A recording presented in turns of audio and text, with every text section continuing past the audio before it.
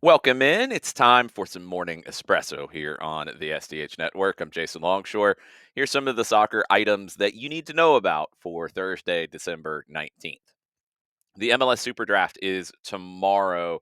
It's not going to be streamed, which just makes me sad as a sicko when it comes to MLS and when it comes to college soccer. I wish this was going to be broadcast in some form or capacity. You're going to have to watch on MLSsoccer.com to keep up with the draft as it goes. Four underclassmen have been signed to Generation Adidas contracts. One senior has signed a guaranteed contract. I think there's still a lot of talent in the college ranks, whether we're talking the international players that have come over, and that became a talking point yesterday as well. We're talking about late bloomers who maybe weren't ready to sign a pro deal at 18, but are ready to contribute at the professional level now. There's also players from parts of the country that just don't have access to play in a Major League Soccer academy. And those are players who can come to the fore throughout the college ranks. College soccer is not only international players. I do think there have been an increasing number of international players over the recent years, some programs heavier than others. But there's a lot of domestic talent, and the college game can provide a lot of opportunities. I do think that it is worth your time in the MLS roster construction world to pay attention and to keep up with what's going on in terms of the college game. Doesn't mean there's always going to be a player that's a good fit for you, but there are gems to be found, and we'll see who gets found tomorrow in the Super Draft. Follow it at MLSsoccer.com. Some moves around Major League Soccer yesterday. The New York Red Bulls have signed Eric Maxim Choupo-Moting as a designated player, which was a little bit of a surprise. 35 years old, has been out of contract since July, was last with Bayern Munich. Did not have a good year last year, was somewhat wasteful with the chances that he did receive as the backup to Harry Kane. 120 plus games for Bayern since he joined them in 2020. He'd played at PSG, Schalke, Mainz, Stoke City, others before that. He hasn't played regularly, and this is the part that jumped out to me. He hasn't been a regular starter since he left Stoke City in 2018. He was 29 years old then. He's 35 now. 73 caps for Cameroon. I just don't know if he's going to be able to give the New York Red Bulls the amount of minutes and the amount of production that will justify that designated player price tag. I'm intrigued. I'm also a little skeptical of that one working out just because of the age and the lack of consistent playing time over the years. We'll see. But Eric Maxim Choupo-Moting is now a member of the New York Red Bulls, and they need a striker to find the back of the net. Dante Van Zer did not do that consistently last year, and that was a good team. I don't know if Choupo-Moting makes them better on a more regular basis just because I don't think he's going to be able to play the amount of minutes that they need. FC Dallas, they have signed a 31-year-old midfielder Ramiro as a free agent. He was last with Cruzeiro in Brazil. Most of his career at Grêmio, he won the Copa Libertadores in 2017. He's also played in the UAE as well. Played for Corinthians in Brazil too. 31 years old. We'll see what he how he adapts to this league. There's always a little bit of a question mark. There's never a guarantee that somebody from Brazil is going to make it in MLS. We have seen plenty, and we've seen some who didn't. So FC Dallas have signed somebody that they feel like will help Eric Quill in his first season at the helm. Jackson Ewell, he goes from New England to San Jose. He spent his whole career with San Jose, 210 regular season appearances. He captained the Earthquakes as well. Nick Lima goes the other way from New England back to San Jose. He's a homegrown with the Quakes, was there through 2020. Played for Austin for 3 seasons, New England last year, 220 regular season games. So not a trade. Free agent moves both ways, but kind of a swap. Ewell and Lima changing zip codes. DC United did conduct a trade yesterday. They acquired Lucas McNaughton from Nashville. 200,000 in GAM is the high end of the deal. McNaughton's 29 years old. He's played for Toronto as well. 65 games in all competitions for Toronto and for Nashville. It's a steep price tag for, I think, what McNaughton gave Nashville and Toronto during his time in those two stops. We'll see if the escalator portions of it are hit and DC has to cough up $200,000 in GAM.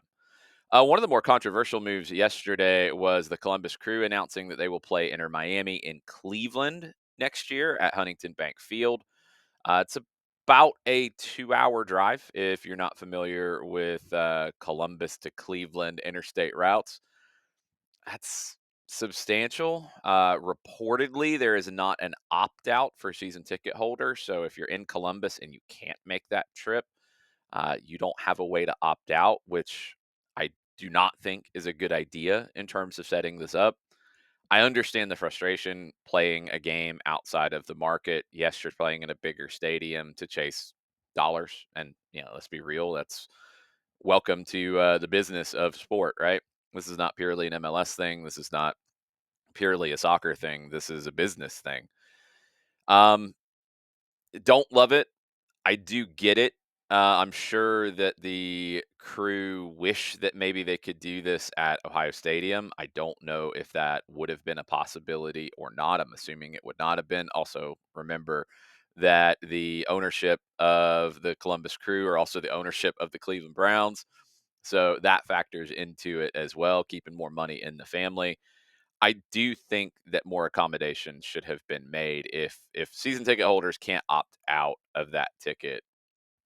I'm sure they'll find a seller or find a buyer on the secondary market, but they shouldn't have to do that. They shouldn't have to go to that. When you have to chase the money in these situations, I think it is smart business to treat your existing regular customers as well as you possibly can while chasing that money. You have to do both, unfortunately. And if Columbus is going to compete with some bigger markets in this league and bigger revenues in this league to be able to spend and have better talent on the field to be as good as they have been on the field, you got to bring in more money. And this is one way to bring in more money. We'll see if it all pays off in the end, though. Reports on the NWSL side of things, Lynn Williams expected to move from Gotham FC to the Seattle Reign. The reports are that she wants to finish her career on the West Coast, closer to home. So we'll see what kind of deal gets done there. Lynn Williams has been one of those players who has been right underneath the elite when it comes to the U.S. women's national team. It was great to see her be an instrumental part of the Olympic gold medal run this past summer.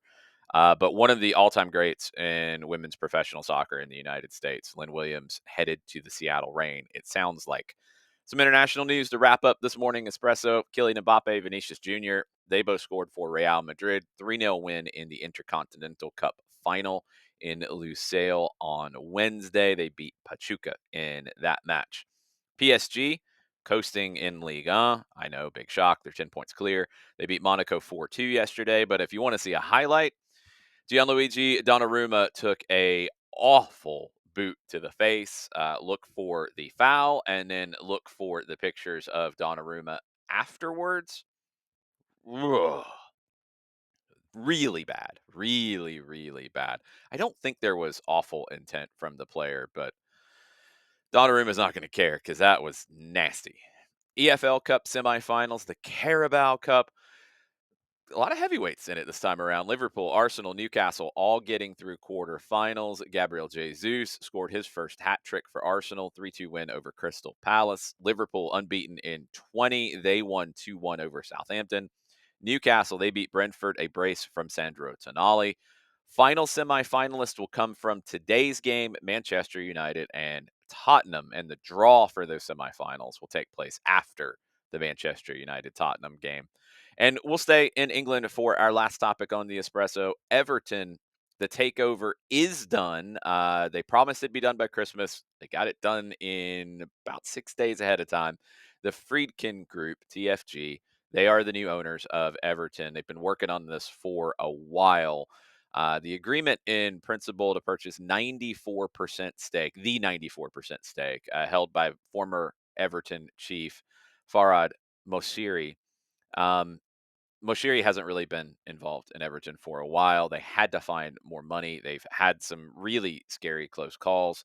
Friedkin, you know, he is an interesting one because you look at what he's done at Roma and mixed is a fair way to put it. Um, TFG, the Friedkin Group, has a $13 billion turnover. This is probably the best deal that Everton could get right now. 777 Partners, John Texter talked about this as well, trying to get in. MSD Partners was another U.S. company that there were talks about getting a deal done here.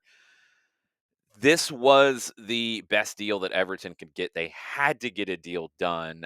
We will see if it ends up being a transformational deal for Everton. I think it is a saving deal for Everton, but will it be one of those deals that takes Everton from where they are to a higher level? That I don't know. And we're just going to have to wait and see. We'll see what the Friedkin Group does in charge of Everton. Big thanks to everybody who came out to our event last night, our broadcasters roundtable with Kevin Egan, with Jessica Charman, with Mike Conti, and myself. A lot of fun at the Brewhouse Cafe. We probably could still be talking. Lots of great questions, lots of great topics. It was a lot of fun. And more importantly, we raised over $400 for our SDH Soccer for Good Fund. Stay tuned. There's going to be other ways for you guys to contribute to that. We're working with local nonprofits on the grassroots level, after school programs, things like that to help grow the game and provide more access. And you guys who came out last night helped kickstart our Soccer for Good Fund in a really, really impressive way. So thank you so much. Thank you for listening to Soccer Down Here. Stay tuned later this morning. You will get your conversations with Nino Torres and Nico Moreno. I'll be chatting with them starting at 10 o'clock. I'll probably hop on the stream a little bit before that. You can watch on X, you can watch on YouTube. Make sure you're subscribed to YouTube, by the way, and you can watch on Twitch. So I'll be back with you here in a little bit. Hopefully, you enjoyed your espresso and you know what you need to know in the soccer world this Thursday.